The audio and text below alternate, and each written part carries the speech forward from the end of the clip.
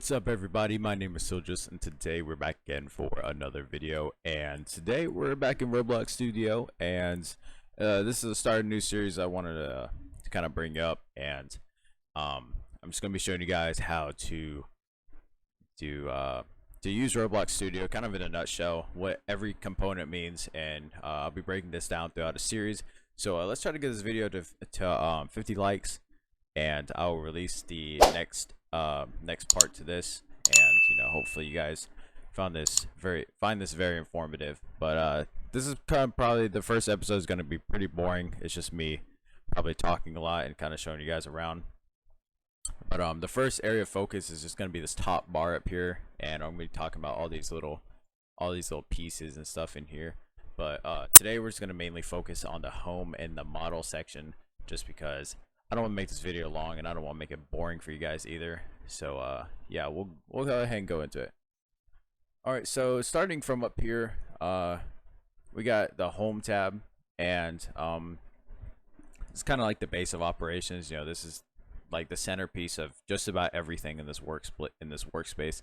But so we have our tools here, and you have your select tool, which is basically whatever you select, whatever you click in here is what you select, blah blah blah. You have your move tool, which allows you to move whatever you want in the studio, whether it be on the X, Y, or Z axis. It all depends on which area you're grinding. The red, I don't actually know which color is which at the moment. I'm pretty sure the blue is the Z, the Y is the green one, and then the X axis would be the red one. Pretty sure. Next thing we have up here is our scale tool.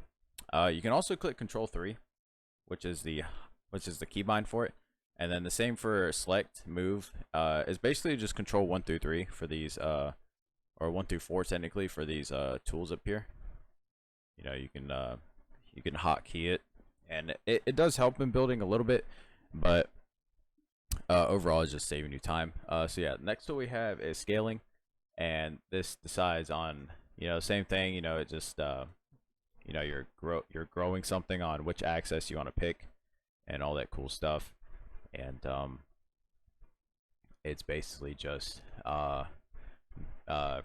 resizing objects. Now you can do this from the properties tab, but we will be talking about that in another video because it's a little bit more math based in the properties tab, and we just want to keep it simple in this video. Alright, so the next tool we have is the rotate tool, and for whichever object you have selected, you can rotate it on its respective axes, all that cool stuff. You can turn it, twist it, all kinds of different directions, and all that cool stuff. And yeah, that's pretty much the rotate tool. Next thing we have is mode. Alright, so we have geometric and we also have physical. Basically geometric, this is geometric and physical is very two different things. I don't ever recommend changing your mode. Unless you're one of the top developers, you actually know what physical does. Unlike me, I have no idea what physical does. I'm not gonna sit here and BS and lie about it. But yeah, just stick to geometric, and yeah, I don't know too much about the physical mode. It's something I've never personally used in anything, so I wouldn't know too much about it. Alright, so next thing we have is collisions. Alright, so this, if you have this checkbox clicked, it means it's not, no matter what you do, let's use this base plate for example, it's not going to go through this base plate. Alright, and then if we had join services on, it's going to give you like this white indicator down here to show you that those two services have met. Now personally I've never used collisions. I never use collisions for anything. I do use join services because I like an indicator. It gives you this white indicator when the block transparency changes. It'll show you exactly where the exact spot of where the two objects are touching completely, and that means that there isn't going to be any kind of gap between the two. Alright, so I mean obviously there kind of is, but we'll ignore that.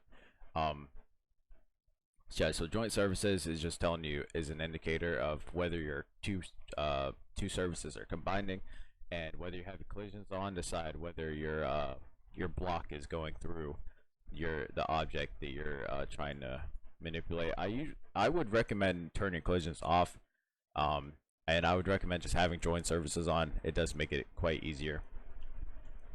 when you're working and that kind of stuff. So yeah. So next thing we have is terrain editor. Now once you have this highlighted, it's gonna add your terrain editor, and we'll kind of dive into depth about more about the terrain editor in another video, probably in the series. But yeah, overall, the terrain editor, you can generate, you can import. Import meaning that you have a previously saved one in here, and then of course you have your moving tools in your region, then your edit. The one that you're going to be sticking to is probably your edit, so you can add, and then you can add your terrain to your game and all that cool stuff. We'll just add this over here, why not? But we'll get more into depth about that if you guys want me to in a later video. All right, so next one we have is Toolbox, the infamous Toolbox, the thing that you don't necessarily want to use very often. But the Toolbox is basically the central hub of everything that everyone else has created, and whether they have posted it in the Roblox library or not. So let's say we just click the sky effect. Look at that, we got a very horrible sky. Wow. Okay, yeah, let's get rid of that. So you guys can grab like these. Wow, keeps giving me the image. Okay, there we go. I actually really like this one. This one's nice. So yeah, you can just kind of grab and peek and choose at what you want out of the toolbox. But be very, very careful. Some of these things contain like viruses and stuff that might corrupt your game, or messes up your game and stuff. And quite possibly someone can gain access to your game and stuff. There's a lot of things you have to watch out for, and I'm sure there's videos on YouTube already that kind of explain that, so I won't go too in depth about it, so we can keep this video moving. In the marketplace, which is the first tab, you have a selection between models, images, messages, audios, videos, and plugins. So images being just straight up images. These aren't anything. They're just pictures of stuff that people have posted in here. We have meshes, which are basically anything that isn't a part. If I had to explain it, so meshes is something that typically aren't made in here. You could probably mesh stuff in Roblox, but this is typically stuff that comes from like third party, like Blender and stuff like that. Stuff that's been made outside of Roblox and stuff. So let's take this hair for example. Like, you can't, although it would take you 20 million years to fiber a hair like this, this is made by an outside party and is basically just imported through Roblox's mesh system and stuff like that. So if you'd add a mesh part and then use the ID of this, it would turn it into this hairpiece in a sense. Next thing we got is audio. Yeah, just a collection of audio. You can search whatever you need, and it'll be in here most likely. You just gotta be careful with copyright, because sometimes audios don't work if they're copyrighted, but most of the ones that are already in here shouldn't be. Next thing we have is videos. I don't know too much about this videos thing. I just know that let's see if we can. Yeah, I actually don't know too much about this video stuff. It's been added in since I've probably used the studio last. So yeah, definitely leave down in the comments what this video stuff does and how to use it, because I honestly have no idea. And then last, of course, we have the plugins. Plugins are just kind of outer stuff that you can use to improve, and of course the plugins tab is its own separate thing up here, and I'll go more in depth about plugins in a separate video. And I might even leave you some recommendations for the ones that I use personally. Next thing we have is inventory. So inventory is basically the same exact thing. It's just which ones you already have, or which ones you've created and stuff like that. So yeah, your inventory is just a collection of what you've already like downloaded, and what you own already. Oh, yawning. Oh, Jesus. Yeah, so your inventory is basically just everything that you've already collected and like stuff that you've made personally. And then of course you have your recents tab, which is basically stuff that you've used in the past, and it'll be in here. So anything that you've pulled out of the toolbox, it'll be in your recents. And And then on this last one we have creations. So this is stuff that you've made, and yeah, this is just all the stuff that you've made personally, and all that cool stuff. All right, so moving on. Next thing we have up here is a part, and all this does is insert a part. There's nothing special about it. And of course you can click this little bottom part here and you can select what part you in fact put into the workspace. That's pretty much the gist of that. We won't talk too much about it. Next thing we have is UI. This basically just insert stuff for you. Typically you won't be using this very often, and it does have its own little tab up here when you insert it. Once you have a screen GUI, you'll automatically have this up here, and I'm sure there's keybinds for this. But I personally don't use any of these. You can just do it from down here, and that'll probably be also in a later video, so I don't make this thing longer than 15 minutes, hopefully. Next thing we have, next thing we have in here is kind of part focused. So we're gonna insert a part here. And we can change the material from this. We can change it to granite, change it to grass, kind of whatever we want to do, and all that cool stuff. And we can also change the color. Let's say we just want to like green. We can change the color here. And you can lock the part, you can anchor, and you can also group select the parts. So let's say we anchor it, it'll anchor. You can also anchor it in the properties down here, but sometimes it's just quicker to anchor it from here if you need to. And then of course locking the part would lock it, means it can't be selected or anything. I don't necessarily recommend you locking your parts, but yeah, it's there if you need it. And of course, if you have a group of parts selected, you can group it and also ungroup it and whatnot. I think this next little section is kind of a giveaway. You can kind of play here, you can run it, all that. It's kind of just your testing to whether you want to like run your game and like go into your studio and kind of test it out. And you have resume and pause on this one when you start it, and then you also have stop, which would take you out of it and whatnot, and all that stuff. Next thing we have is game settings. Once you do this, I don't have this one saved, so we'll just save it just in case, just so I can give you guys an overview. So in here you have basic info, which would be like your description, your game icon, your name, and then your screenshots or whatever you want to do. Your genre of playable devices. Jesus, this is a lot of talking. And whatnot, what are your playable devices? Permissions would be like who can access the game. So basically, if you set it public, you set it public, you set it friends, whatever you want to do. And then you can also turn on team create and add collaborators, but we'll go more into depth about that in a separate video as well. Alright, so monetization, which would be like adding badges, paid access, private servers, developer products, all this kind of stuff. It'll all be handled in here. And you can also handle outside of the game, but I do recommend handling all your monetization and stuff inside of here because it'll make it a little bit easier for yourself since it's all in one page instead of having to go to 4 or 5 pages on the Roblox website to access it. Alright, so next thing we have is security. Security isn't exactly what it sounds like, but basically you're just enabling, like, if you have third-party teleports, that means you can send someone to another game. Third-party sales, which means you can purchase items provided that isn't inside of Roblox.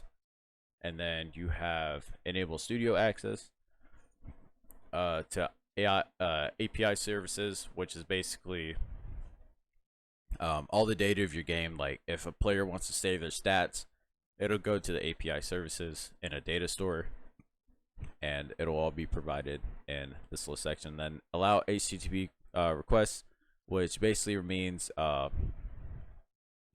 giving access to like the website, to outside of the game, like into the website and whatnot. So like if you want to access like your group information, you would have to turn this on in order to access your group information and stuff. Places doesn't really matter. Place version is just kind of, if you want to go to previous save, you'll find it in here. And then you can also God, I can't stop yawning. You can also click create to like save a specific point. Like let's say we just saved a point here, and it would be um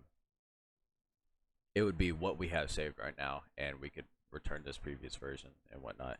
And then you just come over here, you can edit these as well, kind of figure everything out in this localization. It's just kind of how do I say this? Like your language. So you have your source language, you have your automatic text capture, and use translated content in the game and stuff. And then you can click here and go wherever this takes you.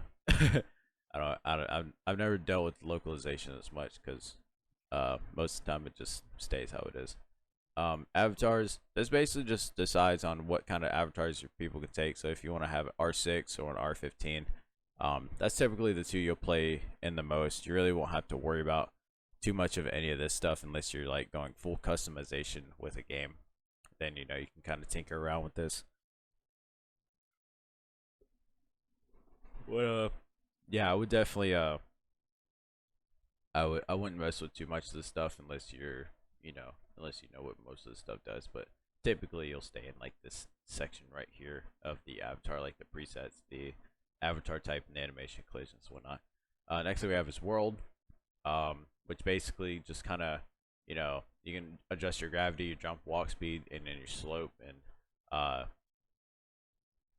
of course they have presets here, which it'd just be easier for you to change your presets typically. But of course most of the time your scripts and stuff will handle this if you're making a specific type of game. So most of the time you probably won't mess with this, but this does make it easier in case you don't want to script it or you don't know how to. And last thing we have is options, which you can enable collaborative editing, which is basically team create for scripts and stuff. That means if you're working on a script, someone else can do it.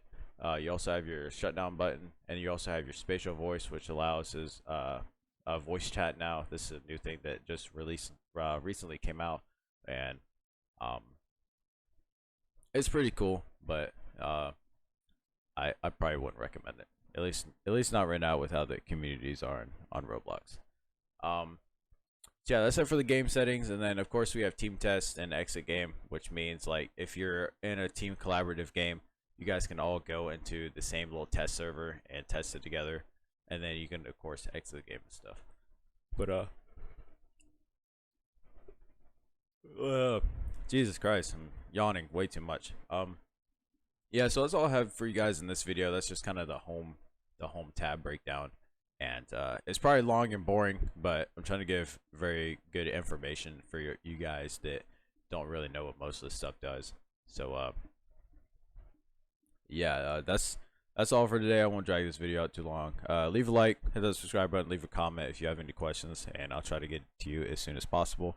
And yeah, I hope you guys enjoy the video, and I'll see you in the next one. Peace.